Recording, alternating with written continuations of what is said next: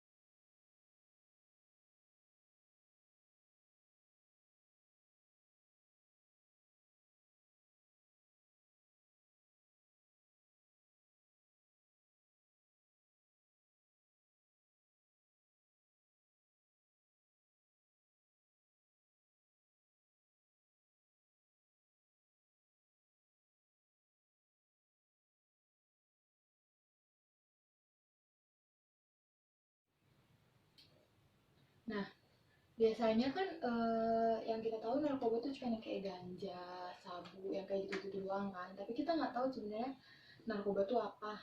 Nah, sebenarnya apa itu narkoba? Nah, narkoba itu adalah bahan atau zat yang jika dimasukkan dalam tubuh manusia, baik secara oral atau diminum, dihisap, dan maupun disuntikan, itu dapat mengubah pikiran seseorang, hati dan perasaan, dan perilaku seseorang. Narkoba juga dapat menimbulkan ketergantungan secara fisik dan psikologis.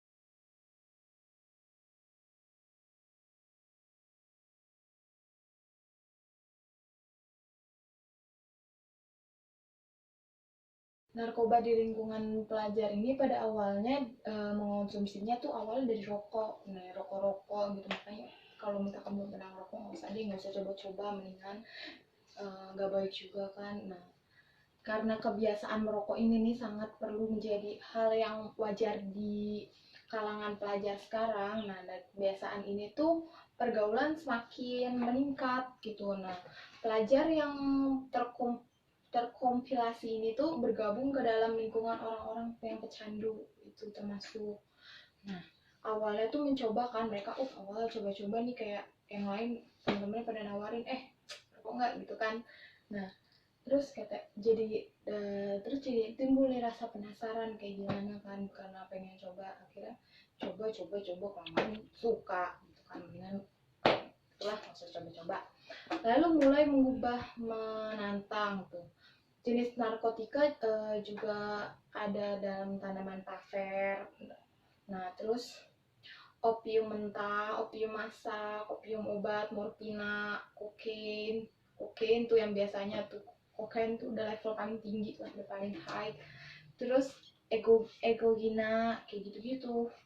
Nah, dampak negatifnya ini bagi remaja itu adalah eh, perubahan sikap dan kepribadian. Nah, sering membolos, menurunnya kedisiplinan, dan nilai pelajaran yang menjadi mudah tersinggung dan sering mengantuk, malas. Itu disebabkan karena mereka tuh kurangnya fokus. Jadi penggunaan itu tuh mengurangi fokus kita dalam melakukan aktivitas, karena efeknya juga jadi bikin kita berimajinasi yang enggak gitu deh.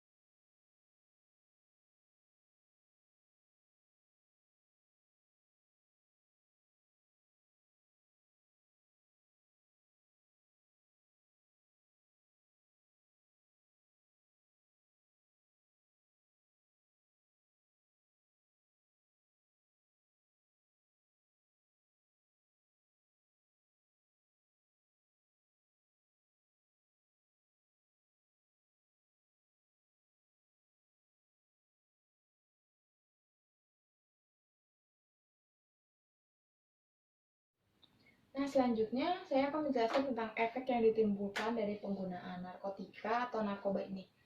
Yang pertama itu menimbulkan rasa lesu. Rasa lesu ini juga bisa menyebabkan orang-orang yang mudah mengantuk itu malas dan kurangnya konsentrasi.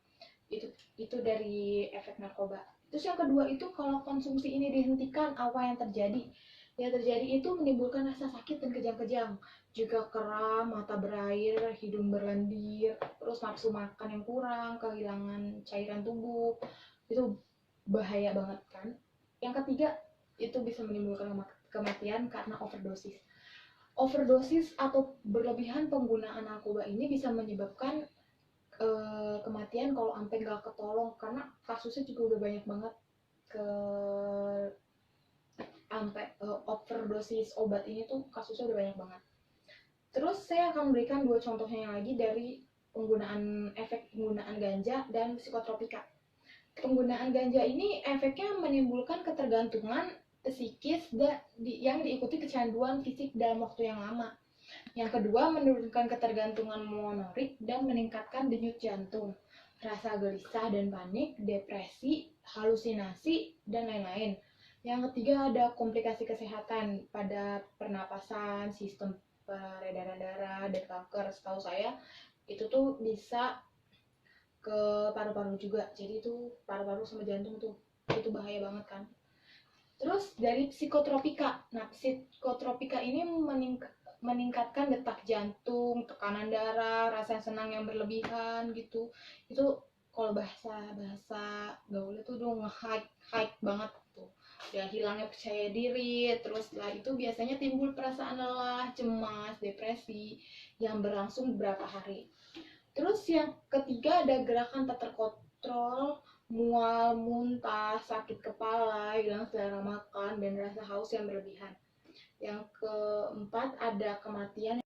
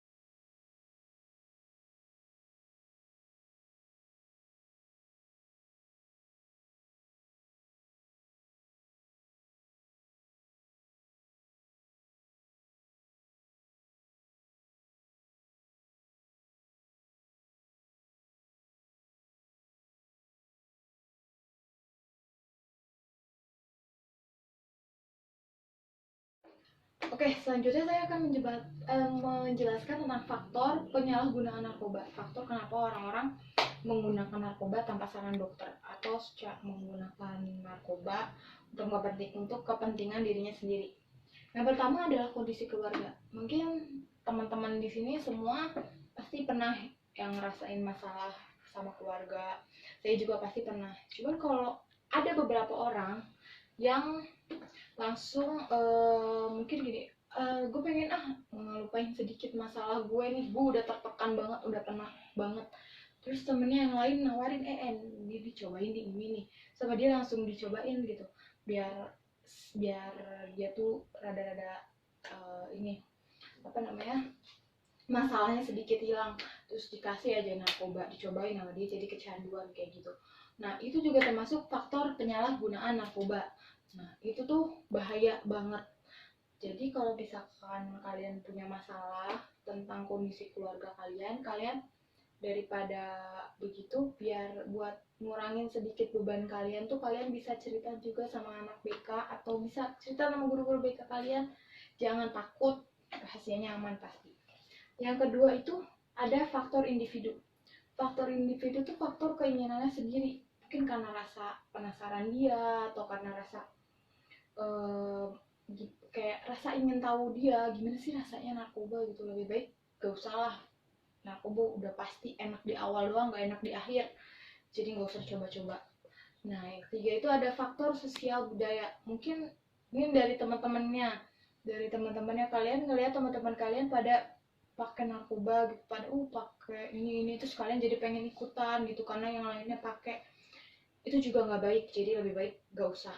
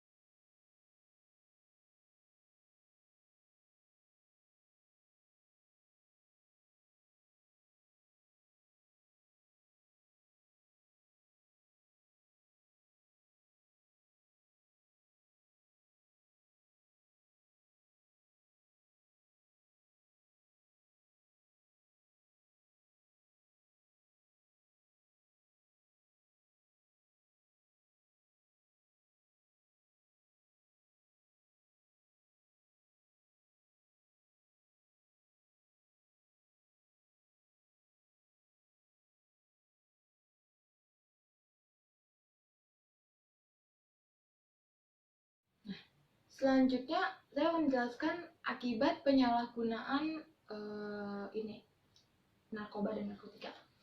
Itu ada penyakit yang disebabkan oleh narkoba. Itu ada penyakit AIDS, paru-paru, jantung, hepatitis, overdosis, yang kayak gitu, penyakit berbahaya semua. Kenapa sih bisa menyebabkan penyakit AIDS? Karena AIDS itu bisa menular lewat penggunaan suntikan, sedangkan narkoba juga bisa menggunakan suntikan atau jarum suntik. Itu bahaya banget. Jantung, paru-paru, itu pastikan, karena narkoba juga ada yang dihisap. Kalau dihisap itu kan dihisap atau dihirup pasti langsung ke paru-paru gitu, langsung ke jantung. Terus overdosis itu karena yang tadi saya bilang gitu, terlalu berlebihan penggunaan obat ini juga bisa menyebabkan overdosis. Kalau sosial, akibatnya apa? Kriminalitas, kekerasan, dan kejahatan. Karena udah terdorong banget, udah kecanduan banget, dan sampai harus beli narkoba ini. Narkoba ini harganya juga nggak murah, lumayan mahal setahu saya. Itu dia tuh bisa aja pikir pendek, akhirnya dia mencuri atau nyolong, nyopet buat beli narkoba kayak gitu. Kebaikan dan bahaya juga, buat yang rugi juga bukan cuman dia gitu.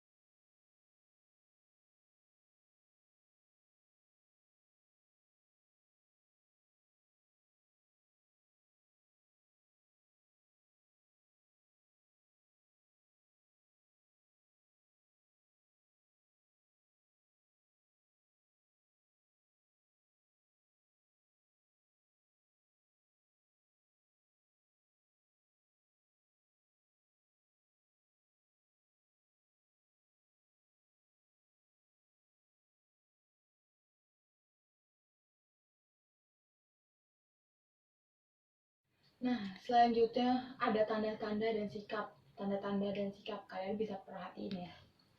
Pertama, tanda-tanda dan sikap itu ada tanda-tandanya ada murung, cemas, depresi, ya.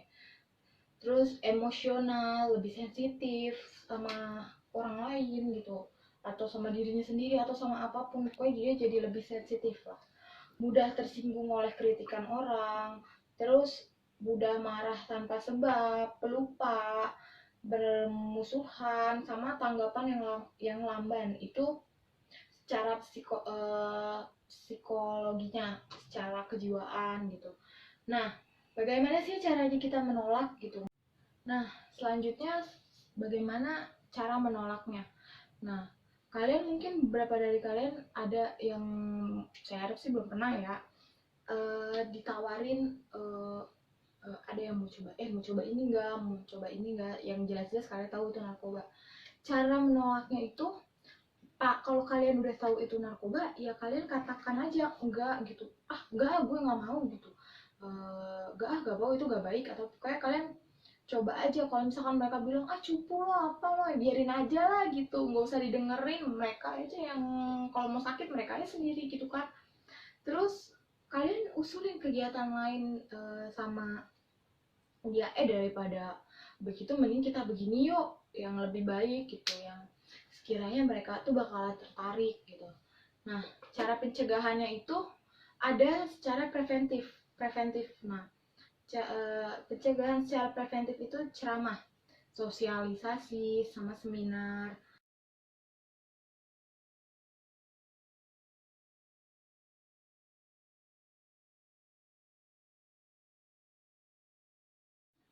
Nah, sedikit dari saya, selamatkan diri kalian sendiri dari bahaya penyalahgunaan narkoba.